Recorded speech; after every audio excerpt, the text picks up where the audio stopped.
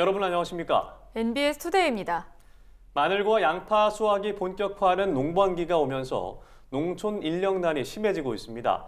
지난해보다 인력 수급 상황이 나아졌다고는 하지만 현장에선 여전히 어려움을 호소하고 있는데요. 정부는 올해 하반기부터 외국인 계절 근로자 관련 규정을 완화하는 등 농촌 인력난 해소에 나설 방침입니다. 손현진 기자입니다.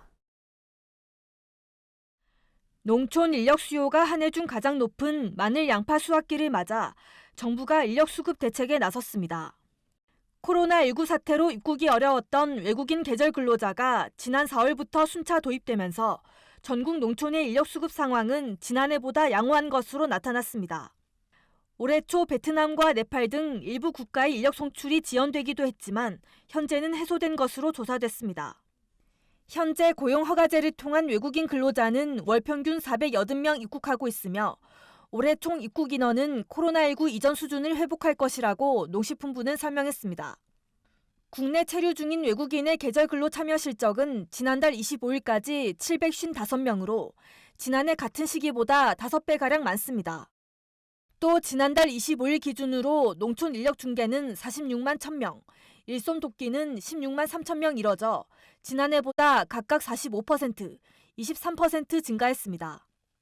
하지만 영농 현장에서는 일손을 구하기가 여전히 어려워 이 같은 성과는 지난해 최악의 인력난으로 인한 기저효과라는 지적도 나옵니다.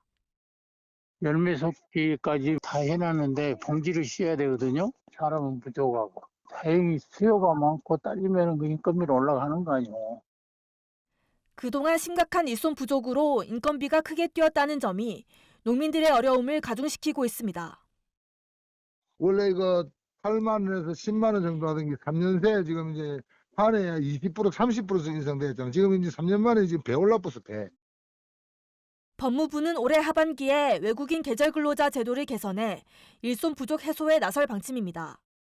우선 결혼 이민자 가족과 친척의 계절 근로 참여 연령 제한을 대폭 완화할 계획입니다.